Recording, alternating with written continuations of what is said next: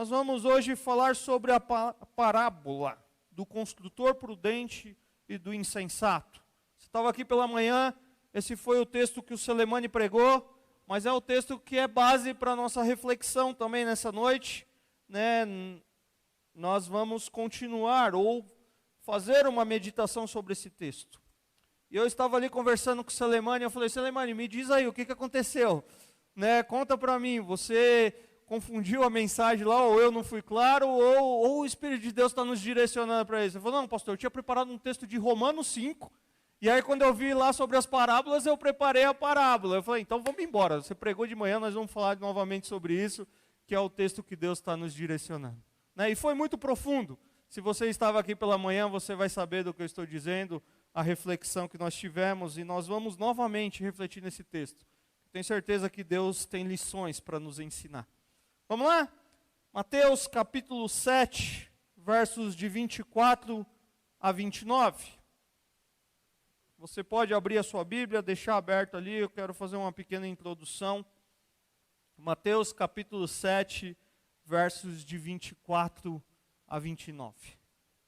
Se você abriu no Mateus 7, eu quero convidar você a voltar uma página ou duas páginas e ir lá para Mateus 5. Porque o texto de Mateus 5 diz assim, vendo as multidões, Jesus subiu ao monte e se assentou. Seus discípulos aproximaram-se dele e ele começou a ensiná-las dizendo. E aí Jesus começa a ensinar essa multidão. E se você for folheando aí Mateus 5, Mateus 6, Mateus 7, você vai ver que Jesus ensina a multidão, os seus discípulos mais de perto, e ele fala sobre as bem-aventuranças. Jesus vai falar sobre ser o sal da terra, sobre ser a luz do mundo. Jesus ele vai dizer que ele é alguém que veio cumprir a lei. Né? Jesus vai falar sobre o homicídio. Jesus ele vai falar sobre o adultério, o divórcio, os juramentos, a vingança. Ele fala sobre o amor aos inimigos. Ele fala sobre a ajuda aos necessitados. Ele fala sobre a oração. Ele fala sobre o jejum.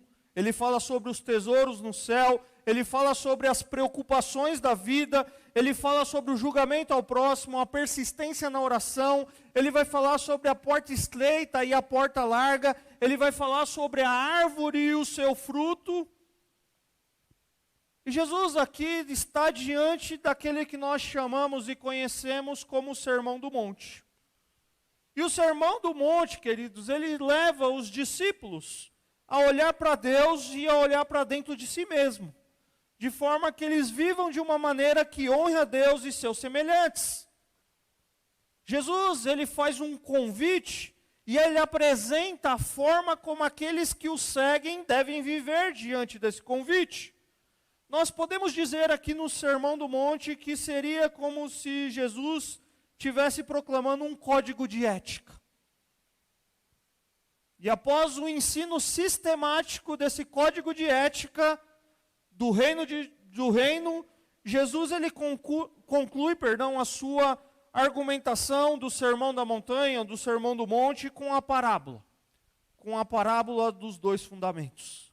A parábola do construtor prudente e do insensato. Essa é a conclusão do Sermão do Monte. E vamos lá então, Mateus 7, 24 diz assim, portanto quem ouve essas minhas palavras e as pratica, é como um homem prudente que construiu a sua casa sobre a rocha.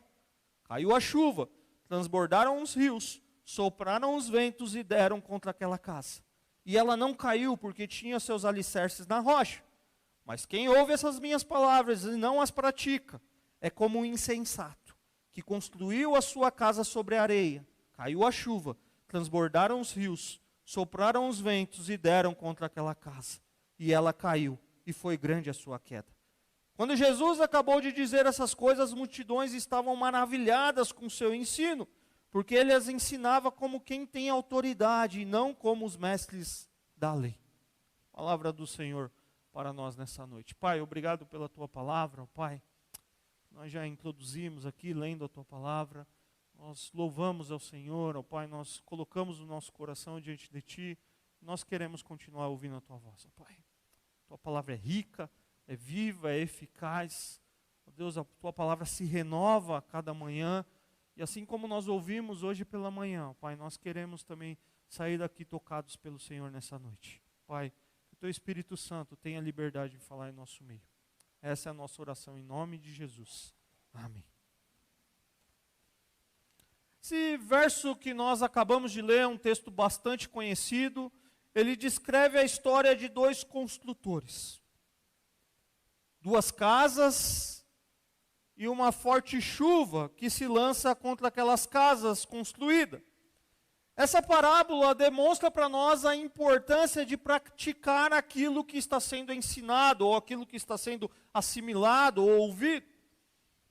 E pensando de forma prática sobre essa parábola, nós não precisamos ir muito longe, há muitos anos atrás, ou para outros países, para trazer à nossa mente os efeitos trágicos que uma forte chuva pode causar.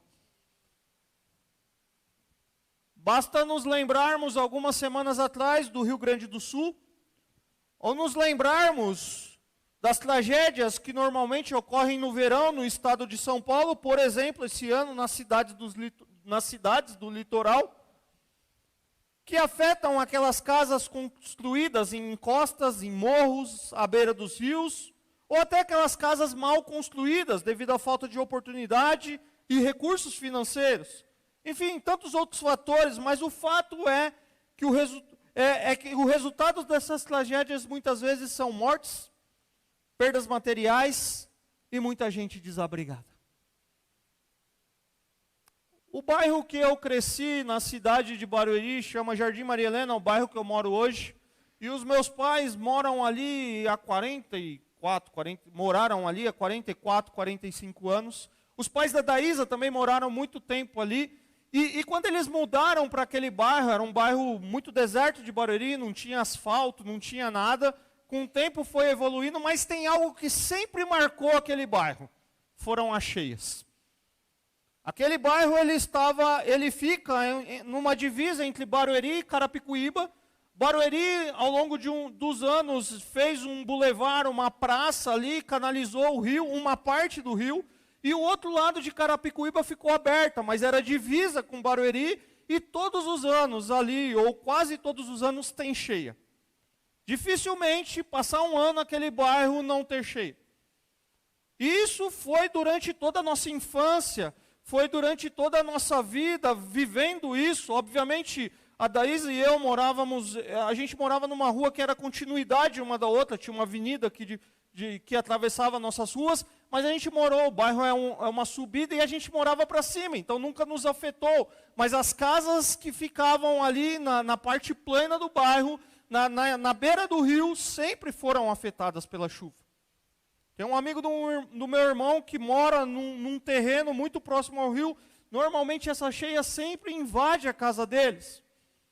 E é interessante que passaram os anos e esse ano deu uma grande cheia ali no bairro. Morreu uma pessoa, realmente alcançou casas que nunca tinham alcançado, um lado da rua, e muita gente teve muita perda ali, e a prefeitura decidiu fazer uma ação. Uma casa que eles mesmos construíram para ceder para uma população mais vulnerável, eles estão demolindo para poder fazer um tratamento ali de escoamento da água para que não ocorra mais isso. Mas eu estou falando de 44, 45 anos. Hoje está sendo providenciada uma forma, tirando uma população que eles mesmos colocaram para que não tenha as cheias nas suas casas. Obviamente aquelas casas não caíam, mas a água alcançava a casa e as pessoas tinham perdas materiais ali. Eu hoje, voltando para casa, após o nosso culto da manhã, tive uma reunião aqui, saí daqui por volta de meio-dia e 5, chegando ali já, saindo da Raposo, pegando a Fernando Nóbrega, chegou um determinado caminho ali, eu não pude passar, porque teve uma cheia ali, eu tive que voltar e ir por Itapevi, ou seja, meu trajeto durou uns 40 minutos a mais. Cheias que impactam a vida das pessoas, e que pessoas ali que moram de um lado não foram afetados, do outro não foram, mas que não conseguiam transitar. O que eu quero dizer com tudo isso? dizer que o lugar onde nós construímos uma casa, o terreno que nós escolhemos para construir a nossa casa é muito importante.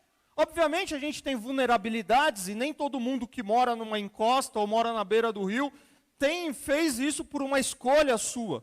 Eu não estou colocando isso em xeque, mas a gente precisa levar em consideração que uma casa à beira de uma encosta, de um barranco ou à beira do rio, ela pode sofrer os danos causados pela chuva.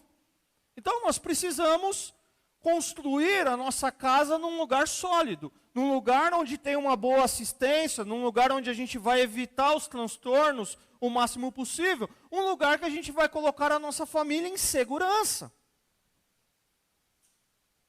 É isso que a gente busca. E Jesus conclui esse sermão dizendo assim: quem ouve estas palavras e as pratica é como um homem prudente. E a pergunta para nós é: quais palavras? Certamente as palavras descritas no Sermão do Monte, Mateus 5:1 até o 7:23, que nós mencionamos brevemente aqui os temas principais. E depois de dizer isso, Jesus ele começa a contar a história de dois homens. Dois homens que tomaram a decisão de construir uma casa. A construção, o quadro descrito para nós é a construção de dois tipos de casa. Uma que tem o seu fundamento sobre a rocha e a outra que é colocada precariamente ali sobre a areia. Queridos, eu não sou um mestre de construção. Na verdade, eu não entendo nada, não entendo muita coisa. O máximo que eu fiz foi acompanhar meu pai no processo de construção da sua casa e desistir de construir uma casa quando eu estava para casar. Que nós vimos ali que estabeleceu o fundamento, nós fizemos a planta, nós compramos o terreno, eu e a Daísa fizemos uma planta tal, e quando a gente viu o valor, falamos, deixa quieto, vamos vender esse negócio, vamos comprar um apartamento e vamos casar que é melhor. Mas mesmo não entendendo muito de construção, uma coisa nós precisamos concordar. O processo de construção de uma casa não é fácil. Envolve planejamento, envolve recursos financeiros, trabalho de escolher as coisas, e o que eu já ouvi de muitas pessoas é que dá muita dor de cabeça. Mas quando você constrói uma casa, você constrói uma casa com um ideal. Qual é o ideal? O ideal de construir a casa é de ser um lugar de abrigo, é de ser um lugar de segurança, é de ser um lugar de proteção, de ser um lar para você viver com a sua família. É isso que nós fazemos ao construir uma casa, é o que nós temos em mente. Normalmente, se você não é um cara que constrói para vender, é isso que você tem em mente ao construir uma casa. Mas a parábola que nós lemos aqui, ela fala da construção dessas duas casas, e ela apresenta para nós duas cenas paralelas, de tempestades, e questões que vão ocorrer em ambas. A parábola diz para nós que tanto na casa daquele que construiu sobre a rocha, como o insensato que construiu sobre a areia, vai dizer para nós que a chuva caiu. Vai dizer que transbordaram os rios. Vai dizer que sopraram os ventos e bateram repentinamente nas casas. Mas a grande questão dessas casas é que elas foram construídas sobre alicerces diferentes. A gente não constrói hoje uma casa sobre a rocha, sobre uma pedra. Mas uma rocha é algo robusto, firme. A casa construída sobre a areia tem uma superfície talvez seca, estável, que não consegue sustentar uma casa erguida sobre ela diante da chuva, por exemplo. Alguns estudiosos descrevem para nós que na Palestina, no primeiro século, a região do Mar da Galileia era bem arenosa. Mas no verão esse chão de areia era muito firme, muito sólido. E que tempestades, assim como Jesus descreve na parábola, não eram um assunto estranho para os ouvintes de Jesus. Era comum que as fortes chuvas transformassem aqueles córregos secos em correntes fortíssimas que arrasavam o que estava pelo caminho, inclusive essas casas. Mas eu fiz toda essa introdução aqui, e o que obviamente Jesus não estava ensinando ou dando conselhos nessa parábola era sobre construção civil, sobre uma aula de engenharia. O que Jesus estava fazendo aqui, queridos, era usando uma situação conhecida, comum do dia a dia, para ilustrar verdades espirituais.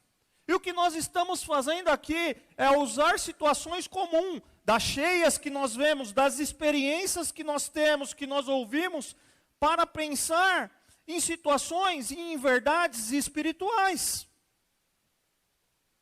É interessante que, ao contrário do que veremos em algumas parábolas ao longo dessa série, em que Jesus espera até o fim para explicá-las e algumas vezes deixa certas questões como uma forma de enigma ali, misteriosa, aqui quando ele descreve cada um dos construtores, ele já vai deixar bem claro o que ele está ilustrando.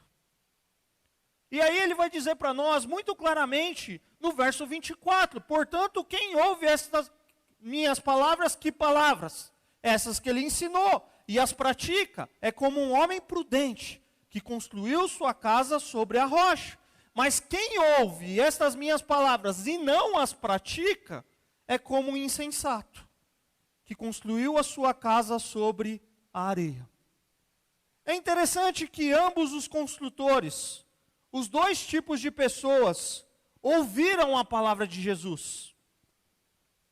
Ambos ouviam a palavra de Jesus, mas só um as põe em prática. Só um, de fato, é o construtor prudente.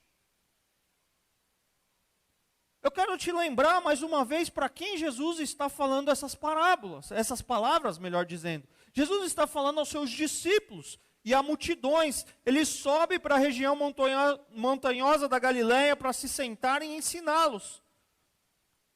Mas os seus ouvintes mais próximos são os 12, os discípulos.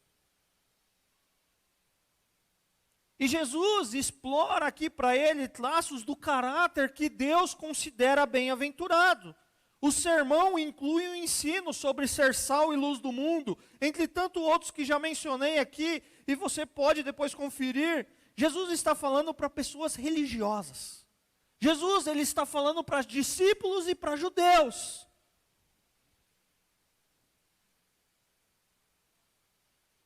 Esses temas que Cristo menciona, que refere-se ao viver sobre o seu discipulado, e nós falamos sobre discipulado a semana passada, é o que precisava ser colocado em prática por aqueles camaradas. Os construtores do texto são homens que expressam publicamente a sua fé.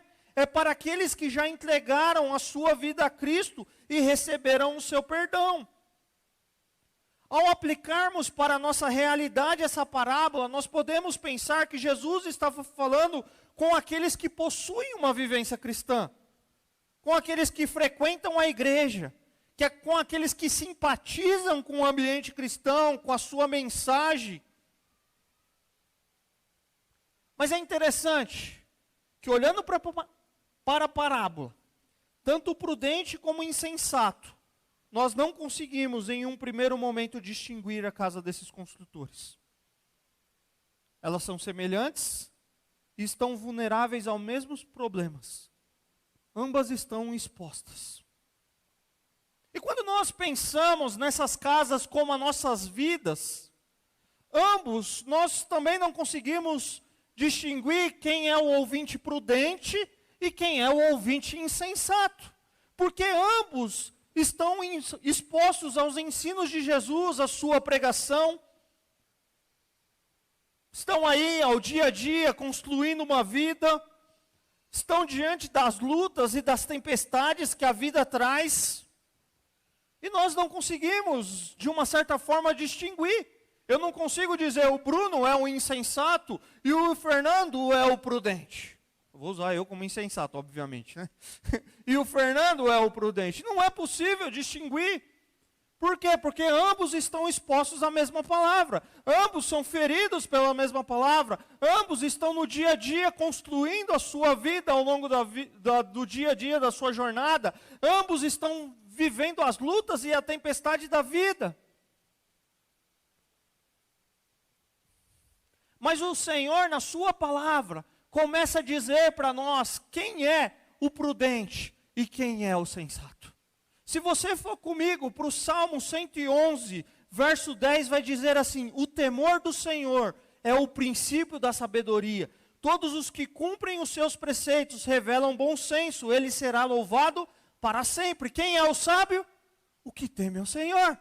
Quem é o prudente? O que teme ao Senhor.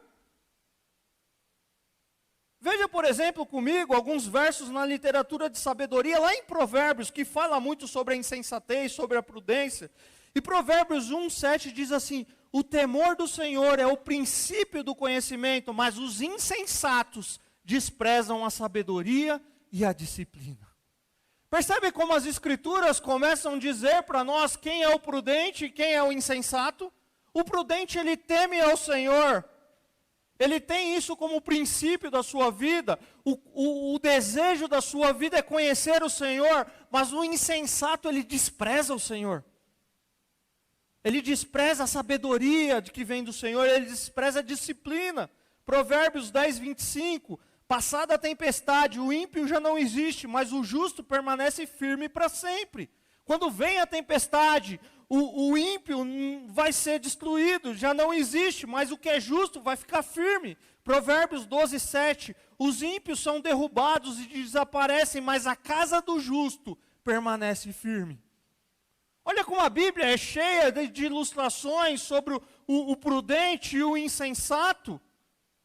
Provérbios 12:15, o caminho do insensato parece-lhe justo, mas o sábio ouve os conselhos. Provérbios 14:11, a casa dos ímpios será destruída, mas a tenda dos justos florescerá.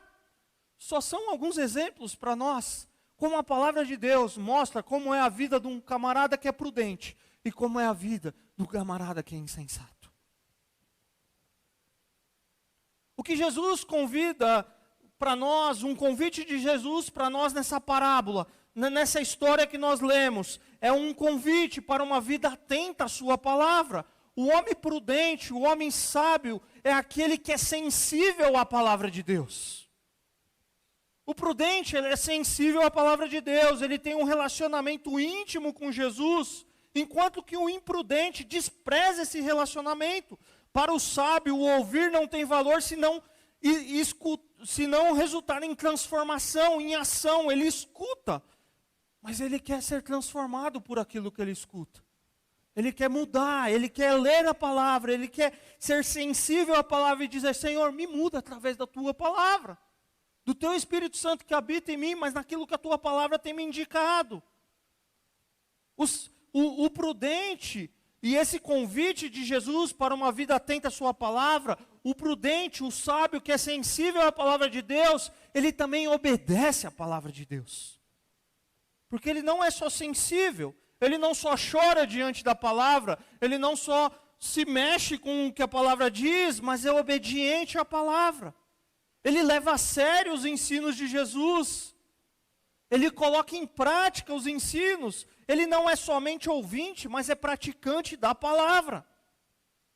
O senhorio de Jesus é uma realidade na sua vida.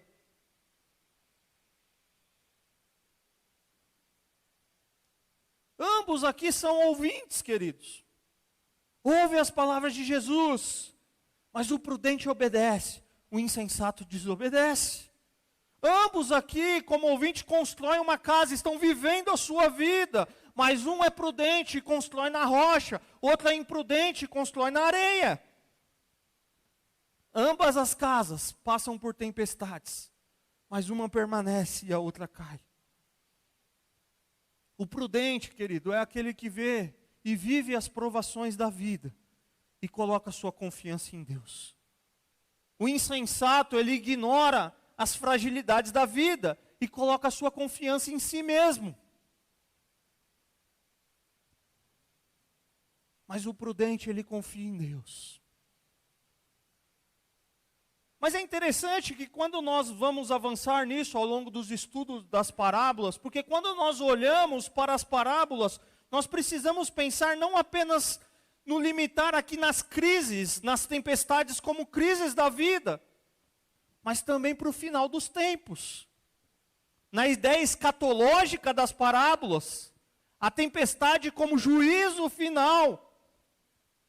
Alicerces que são lançados na era presente, mas que perduram até a vinda de Cristo, que vai vir buscar a sua igreja, uma vida construída além daqui, mas para a eternidade. Essa é a mensagem das parábolas. À luz do seu contexto, o Celemani nos falou pela manhã da porta estreita e da porta larga. Isso está dentro de qual contexto? De um juízo de Deus. E as parábolas têm essa conotação. A gente precisa ir além das tempestades da vida, das situações que nós passamos, mas nós precisamos olhar para a nossa vida eterna e dizer: onde eu construí a minha vida eterna?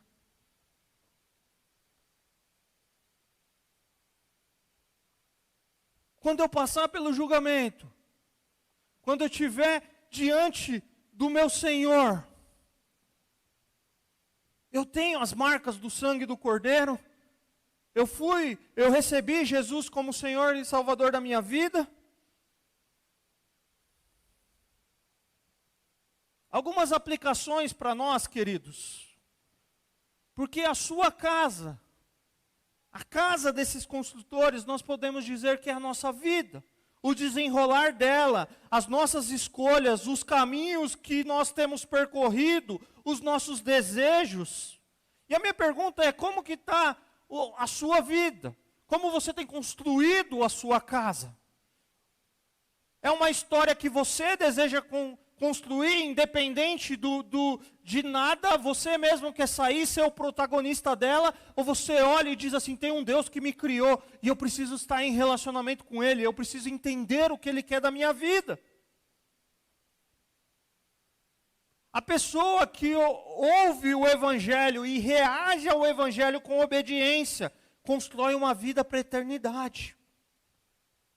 A pessoa que se recusa a seguir a Cristo, constrói uma vida somente para essa vida. Ela ignora uma vida com Cristo após a morte. E uma vida, queridos, de obediência, pressupõe levar a sério os ensinos de Jesus. Ouvir com atenção e colocar em prática. Porque Deus, em sua palavra, te fornece tudo o que eu e você precisamos para ser quem Ele quer que nós sejamos e para fazer o que Ele quer que eu e você façamos. O problema, queridos, é que o pecado, ele produz uma rebeldia em nossos corações. O pecado, ele deforma o nosso caráter. Mas é interessante que o pecado também gera em nós insensatez. Porque o insensato, aquele que não possui bom senso, o imprudente, acha que sempre estão bem e que as suas escolhas, mesmo que rebeldes e irracionais, são certas e são as melhores. A insensatez, querido, ela controla o coração do homem, ela faz com que distorçamos a realidade e vivamos em um mundo que nós criamos. Ela distorce o nosso sentido de identidade, ela tira de nós a necessidade de buscar conselhos e de estudar a palavra de Deus, porque eu não preciso disso. E o pecado gera em nós não só a rebeldia, não só a nosso distanciamento de Deus, mas ele também nos faz insensato. Vivendo como se a gente precisasse construir a nossa identidade em qualquer coisa que não seja no nosso Deus. Olha o que diz Salmo 14, verso 1. Vai lá comigo.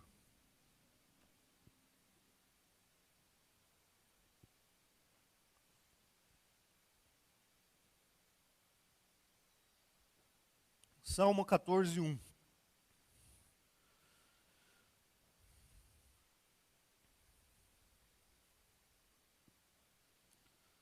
Diz o tolo ou o insensato em seu coração: Deus não existe. corromperam-se e cometeram atos detestáveis. Não há ninguém que faça o bem. O que diz o tolo? O que diz o insensato? Deus não existe. Citei a referência certa? Eu vi todo mundo olhando aqui, eu falei, ué, será que eu li o texto errado? Tá certo? Que eu anotei daqui do meu esboço, eu não abri a Bíblia, então tá certo. Diz o tolo, insensato em seu coração, Deus não existe. Eles se corromperam, eles cometeram atos detestáveis. Mas é interessante, porque à luz da palavra de Deus, nós vemos que Cristo veio para restaurar as pessoas. Para nos restaurar eu e você, a fim de vivermos de acordo com o propósito para o qual nós fomos criados. Viver em adoração, glorificando o nome dEle, e em submissão, obediente a Ele em todas as áreas da vida. Jesus entrega a sua vida como punição do pecado, para que eu e você possamos ser completamente perdoados. É Jesus que nos capacita, através da sua graça, a viver a sua vida, a vivermos a nossa vida conforme a sua vontade. E a vivermos uma vida de obediência a Ele. Seu Espírito vive dentro de nós, nos convencendo do pecado, nos iluminando com a verdade e nos dando poder para obedecê-lo. Ele nos introduz no corpo de Cristo, na igreja, onde podemos aprender a ouvir e a crescer nessa caminhada. A questão aqui para nós, queridos, é: nós somos um ouvinte prudente ou nós somos um ouvinte insensato? Porque nós somos ouvintes. Mas nós somos prudentes ou nós somos insensatos? Mas você sabe onde que está a diferença dessas duas casas?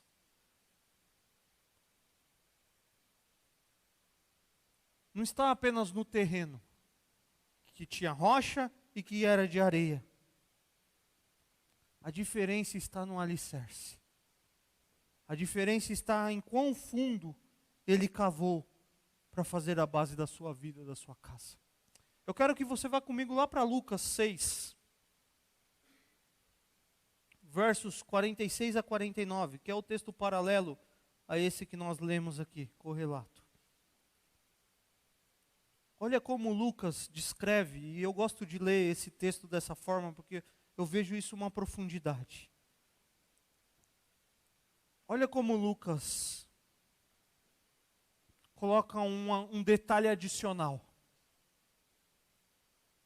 Porque Lucas vai colocar aqui para nós que a boa casa, a casa bem alicerçada, ela tem seu fundamento cavado fundo. É um detalhezinho adicional, mas que faz toda a diferença. Lucas 6, de 46 a 49. Porque vocês me chamam Senhor, Senhor, e não fazem o que eu digo? Eu mostrarei com quem se compara aquele que vem a mim, ouve as minhas palavras e as pratica. É como um homem que, ao construir uma casa, o que está escrito aí no seu texto? Cavou fundo e colocou os seus alicerces na rocha. O que o construtor aqui faz? Ele cava fundo e ele coloca o alicerce no lugar certo. 48 novamente. É como um homem que, ao construir uma casa, cavou fundo e colocou os alicerces na rocha. Quando veio a inundação e a torrente deu contra aquela casa, mas não a conseguiu abalar, porque estava bem construída. Mas aquele que ouve as minhas palavras e não as pratica, é como um homem que construiu uma casa sobre o chão sem alicerce. No momento em que a torrente deu contra aquela casa, ela caiu e a sua destruição foi completa. O grande problema levantado aqui nessa parábola está no terreno, no alicerce em que os construtores construíram a casa. Uma vida com alicerce, queridos, é uma vida firme, é uma casa é imóvel. Né? Não um imóvel por ser uma casa, mas imóvel de que não se mexe. Mas é uma casa imóvel, uma vida imóvel. Uma vida com alicerce é construída sobre a rocha. E construir sobre a rocha exige trabalho, exige persistência, exige negação. É fácil quebrar uma rocha? E furar uma areia? Só para a gente ter uma ideia. Uma vida sem alicerce é vulnerável, é móvel, é construída sobre a areia, sobre o chão, ignora o trabalho. Eu dei o exemplo para vocês da minha experiência de construção ao fazer uma planta de desistência. Sabe qual foi o motivo de desistir de construir uma casa naquela época da nossa vida? É que para fazer o alicerce dá muito trabalho, queridos. É muito caro. Quando eu peguei o orçamento do pedreiro e levei numa loja de construções e peguei toda aquela descrição que ele passou para mim e eu vi o preço daquilo, eu falei, meu Deus do céu, deixa quieto. Porque é caro, dá trabalho e precisa ser bem construída. Eu não posso economizar ali. Eu não posso dizer, a cava tem que ser de 2 metros. Não sei, falei que eu não entendo. Tem que ser de 2 metros, vamos fazer só de 30 centímetros. Coloca só um ferrinho aqui e vamos começar a construir. Porque eu preciso casar, eu preciso vir morar aqui. Eu não posso fazer isso, queridos.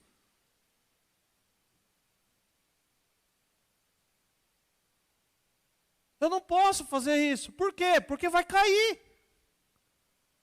Depois que você tem 2 filhos, que começa a pular dentro de casa, precisa ser seguro, né, Robson? Com 3 ali, ó.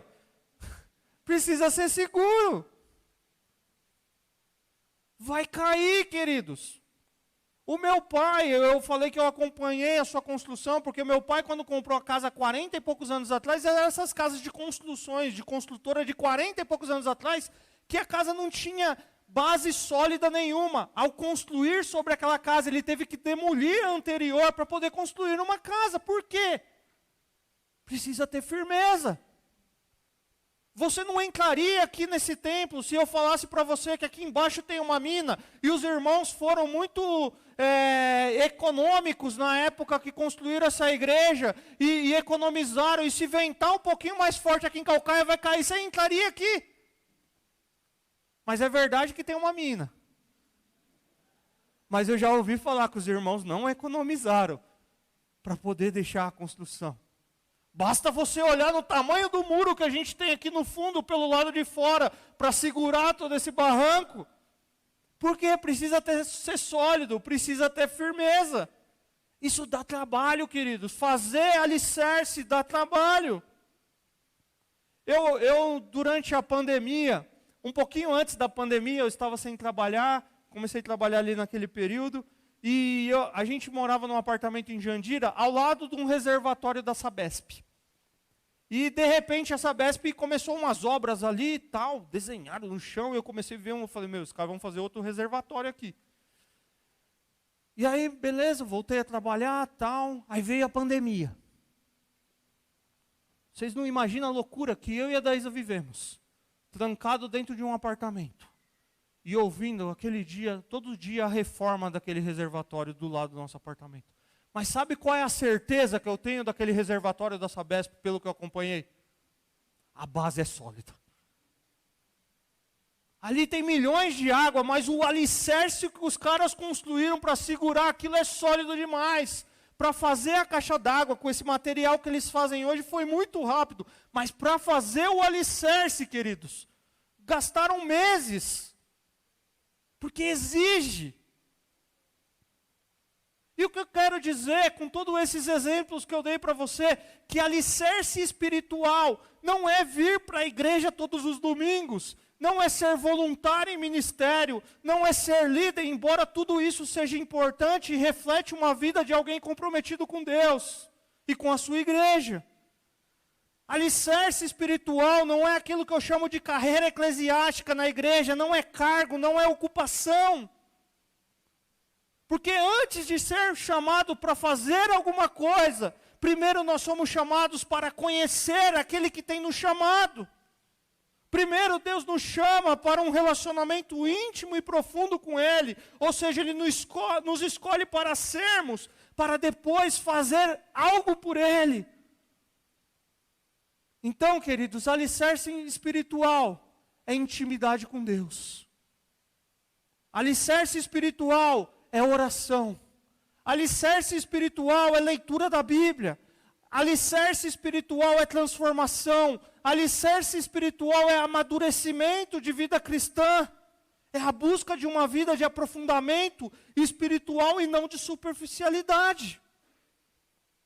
A única diferença que existiam entre essas casas estavam nos seus alicerces. E os alicerces, como eu já falei no começo, não podem ser vistos.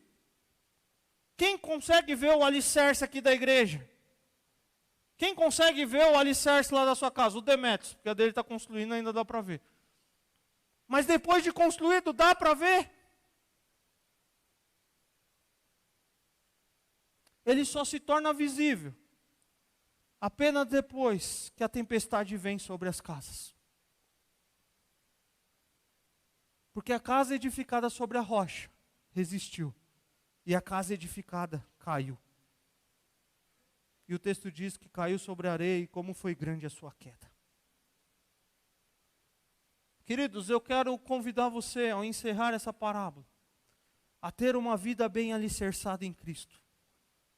Ao ouvir a palavra do Senhor e a ser praticante, e ao praticar, se alicerçar nessa palavra que você escuta. E uma vida bem alicerçada em Cristo é uma vida que é alimentada por meio das Escrituras. É uma vida que cresce pela palavra de Deus. Uma vida alicerçada em Cristo é uma vida de confiança, é uma vida de submissão ao Espírito Santo em obediência e oração. Uma vida alicerçada em Cristo é uma vida sólida que confia em Deus mesmo diante das tempestades da vida. É uma vida que serve e tem prazer em servir aos outros com os dons que recebeu do Senhor. É uma vida que morreu para o pecado, que mortifica os seus desejos pecaminosos e percorre uma vida de santidade, que significa seguir a Cristo e persistir em seus passos, permitindo que Ele transforme todas as áreas da minha e da sua vida. É uma vida que tem mentalidade do reino de Deus. É uma vida que tem valores espirituais. É uma vida que ama o Senhor com todo o seu coração, com todo o entendimento, com todas as suas forças. Ama o próximo como ama a si mesmo. É uma vida que está alicerçada e é identificada como um seguidor de Cristo Jesus. É uma vida que aprendeu a ouvir a voz de Deus na sua palavra e a buscar a sua vontade. A pergunta que Jesus coloca para aquela multidão, não é se aquela multidão ouve aos ensinamentos de Cristo, mas se fazem aquilo que estão ouvindo. E o que Jesus ilustra é que apenas uma tempestade revelará a verdade e o quanto a sua vida está alicerçada em Cristo Jesus. Uma tempestade que pode ser, sim, as dificuldades da vida, mas que também pode ser aquele dia que você estará diante dele. Eu quero caminhar para a conclusão perguntando para você, querido, como está a sua vida? Onde está a raiz, o alicerce da sua vida? Como está o seu relacionamento com Deus? Como está o seu relacionamento com o seu próximo? Como está o relacionamento com você mesmo? Porque talvez você esteja como salmista, porque está batido a minha alma. O convite de Jesus para mim e para você, querido, não é que a gente saia daqui procurando o melhor terreno para comprar em Calcaia do Alto para construir a nossa casa. Não é esse o convite. Embora se você está nessa fase da vida, você precisa procurar, mas não é esse o convite. O convite de Jesus para mim e para você é para nós construirmos as nossas vidas na rocha. E quem é a rocha, queridos? É o próprio Cristo. Tu és Pedro, e sobre esta pedra, rocha, edificarei a minha igreja. É construirmos as nossas vidas na rocha, que é o próprio Cristo, e reconhecer que Ele é o Senhor e Salvador. É entregar o nosso coração a Ele e pedir para Ele nos aceitar diante da sua presença. E tudo isso, sabe o que demanda de nós, queridos? Não é ir lá no depósito de construção com nossa listinha que o pedreiro deu para comprar os ferros para começar o alicerce. Demanda de nós arrependimento. Demanda de nós fé. Para crer que Ele é o Senhor e Salvador. Construir as nossas vidas sobre a rocha é reconhecer que Ele é o Senhor. É desejar ser salvo, conduzido e protegido por Ele.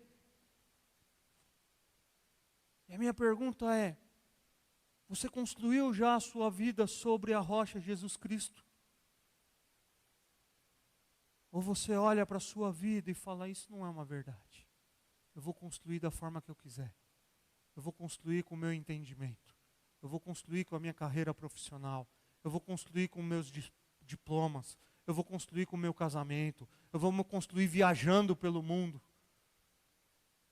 A minha pergunta é, você já construiu a sua vida num lugar sólido?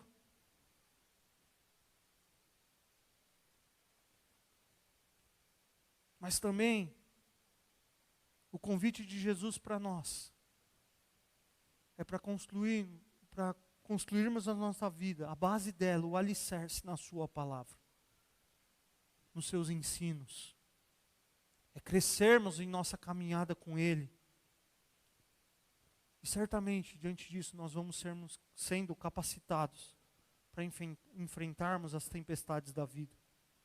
Nós vamos sendo fortalecidos para lidar com a insatisfação da vida, para lidar com a desorientação, com o desencorajamento e tantas outras coisas que muitas vezes estão diante de nós. Eu quero terminar com as palavras de Paulo. Lá em 1 Coríntios, capítulo 3, versos 10 e 11. Paulo está trabalhando aqui o problema da igreja. Um quer dizer que é de Paulo, outro é de Pedro, outro é de Apolo. E Paulo, olha o que Paulo diz no meio disso tudo. 1 Coríntios 3, de 10 a 11. Conforme a graça de Deus que me foi concedida, eu, como sábio construtor, lancei o alicerce, e outro está construindo sobre ele. Contudo, veja cada um como constrói, porque ninguém pode colocar outro alicerce, além do que já está posto, que é Cristo Jesus. Jesus é o alicerce da sua vida, querido. Você tem cavado fundo no seu relacionamento com Ele? Você tem tido intimidade com Ele? Ou é um relacionamento superficial? Baseado no domingo, baseado na barganha, baseado no interesse. O que Jesus te convida nessa noite, querido, é dizer, eu quero construir a minha vida na rocha que é Cristo Jesus. Eu quero estar construído ali. Eu entendo que o meu Senhor, que Jesus Cristo morreu na cruz do Calvário, como perdão dos meus pecados, e eu me vejo como um pecador, eu me vejo como alguém que construiu a vida distante desse Deus, com os alicerces baseados nos caminhos que eu percorri, na bebida, na sexualidade, em desorientação à palavra de Deus, em rebeldia a Deus, em rebeldia aos meus pais, em rebeldia àquilo que a palavra de Deus diz. Mas nessa noite eu entendo que alguém quer lançar um alicerce, que alguém me convida para ser o alicerce da minha vida. E como uma casa que é destruída, o que a Bíblia diz é que nós precisamos nascer de novo, nascer do Espírito, e deixar que o Espírito Santo de Deus transforme a nossa vida. E agora nós somos nova criatura. E aquela casa velha já não existe mais, porque tudo se faz novo. Querido, talvez é só a não estou falando do texto, estou aplicando aqui. Talvez é só a lavanderia da sua vida. Talvez é só a cozinha da sua vida. Talvez é só a sala, porque já está construído na rocha, mas você particionou. E você fala, não, aqui é meu.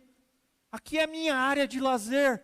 Com Jesus não tem isso, queridos. Ou ele é dono de tudo, ou ele não é dono de nada. Não dá para você fazer metade do alicerce é de Jesus e metade é meu. Ou ele é o alicerce da sua vida, ou ele não é o alicerce da sua vida. Ele pode ser um apoio que te fortalece. Ele pode ser alguma coisa que você te sustenta na sua caminhada, mas ele não é a base, ele não é o seu Salvador, ele não é o seu Senhor. E ele deseja ser o seu Salvador e o seu Senhor.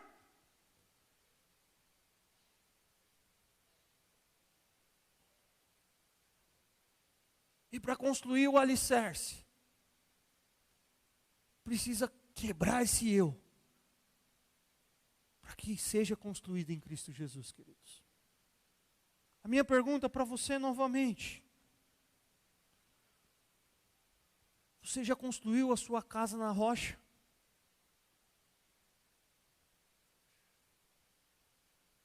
Eu não quero que você construa a sua casa na Igreja Batista Calcaia do Alto, querido. Eu quero que você construa na rocha e sirva ao Senhor na Igreja Batista Calcaia do Alto.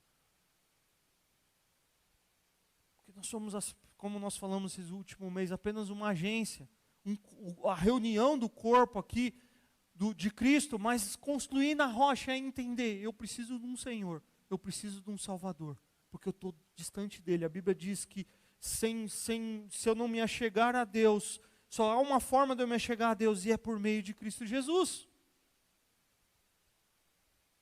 Queridos, num tempo de Levítico, nós estudamos de manhã, era matar um boi, era matar um pombo e ter as penalidades ali parcialmente resolvidas.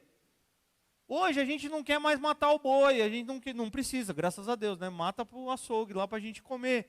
Mas hoje, sabe o que o pessoal faz? Não, a nossa forma de ser aceito diante de Deus é depositar o dízimo aqui, é dar uma oferta ali, é mandar estar em comunhão. Não é essa forma, queridos. Isso é consequência de um relacionamento com Deus. A única forma de construir a sua casa sobre a rocha é entendendo que existe um Senhor e Salvador, Jesus Cristo, que morreu na cruz do Calvário para perdoar os seus pecados. E aquele que Ele convida para ouvir a sua palavra, aquele que está diante da sua palavra, é convidado para praticar a sua palavra. E praticar a sua palavra significa dizer: eu quero ser transformado por essa palavra. E ser transformado por essa palavra significa dizer: se você não reconheceu que Jesus é Senhor da minha vida, e se Jesus é Senhor da minha vida, agora Ele é a razão do meu ser, e Ele tem moldado o meu caminhar. E aí pode vir tempestade, pode chegar o grande dia. Eu estou com o carimbo de entrada, porque eu entendi que a minha vida deve ser construída sobre a rocha. Amém? Quero convidar você a baixar a sua cabeça, eu quero orar com você. Queria que você pensasse nesse momento na sua vida.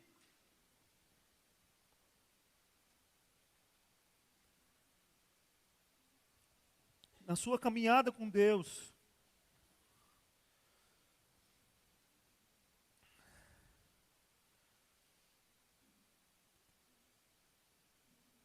Pai, obrigado pela tua palavra, Pai.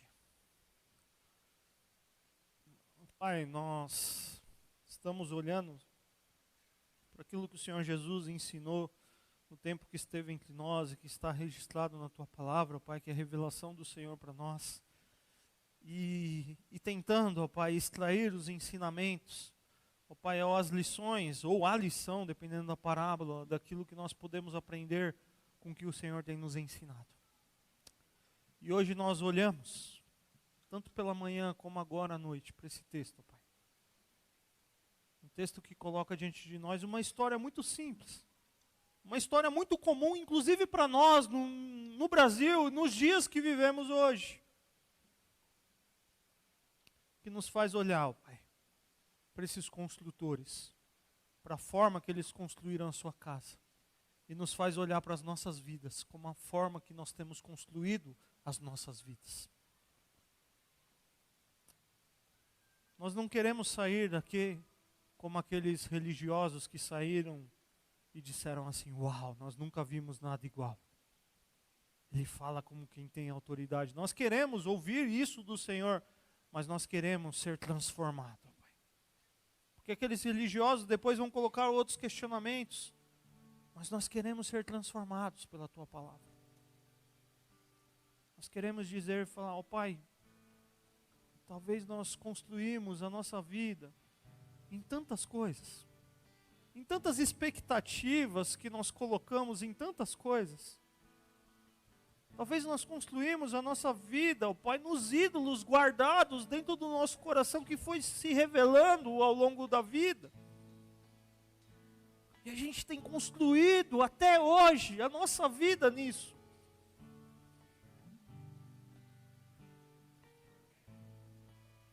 Talvez não temos construído com profundidade. Aquilo que nós estamos construindo não é superficial. É para dizer que eu estou construindo alguma coisa, mas na verdade não tem raiz, não tem alicerce, ó Pai. E nessa noite o Senhor nos convidou e se apresentou como aquele que é o verdadeiro fundamento, como aquele que é a rocha, como aquele que morreu na cruz do Calvário para perdoar os nossos pecados.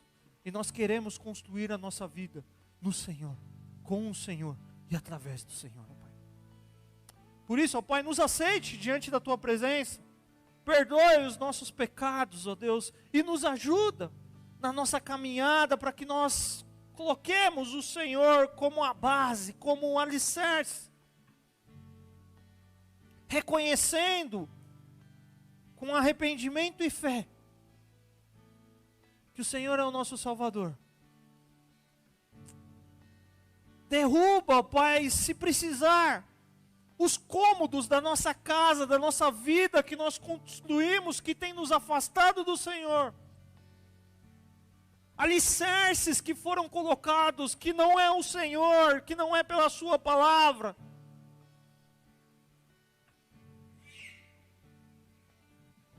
Para que nós tenhamos e saiamos daqui dizendo, eu tenho um fundamento, eu tenho um alicerce, eu tenho uma rocha segura, eu tenho um abrigo. Eu tenho um Salvador, e o nome do meu Senhor e Salvador é Jesus Cristo, o Filho de Deus, o meu amigo, o Emanuel, o Deus conosco, aquele que morreu na cruz do Calvário para me perdoar, aquele que morreu para me salvar, aquele que tem me transformado, aquele que tem pintado a minha casa, a minha vida, e tem feito dela uma beleza, que as pessoas olham e têm chegado a Cristo Jesus, as pessoas olham e veem virtudes do Senhor, as pessoas olham e veem características, virtudes do Senhor através de nós, ó Pai. Mas isso só é possível se o fundamento for o Senhor. Senão o resto é construir com os nossos próprios interesses. Por isso nessa noite, ó Pai, nos ajuda a sair daqui dizendo, nós reconhecemos Jesus como Senhor e Salvador, para aqueles que não tomaram essa decisão. E para aqueles que já tomaram essa decisão, que saiam daqui dizendo, eu quero cavar mais fundo. Eu quero ter mais profundidade. Eu estou muito vulnerável. Meu alicerce é muito raso. Eu preciso cavar mais fundo. Mas nos lembra, ó Pai, a cada dia que cavar dá trabalho. E cavar na Sua palavra, o discipulado que o Senhor nos convida a ser a Sua imagem, exige, ó Pai, negações, exigem buscar a Tua presença, exigem as marcas do Senhor na nossa vida. Mas como é um prazer, a cada dia, poder em oração dizer, Senhor, me transforma a imagem de Cristo Jesus, para que o Seu nome seja glorificado, para que o Seu nome seja adorado. Essa é a nossa oração em nome de Jesus. Amém. Amém. Majestoso.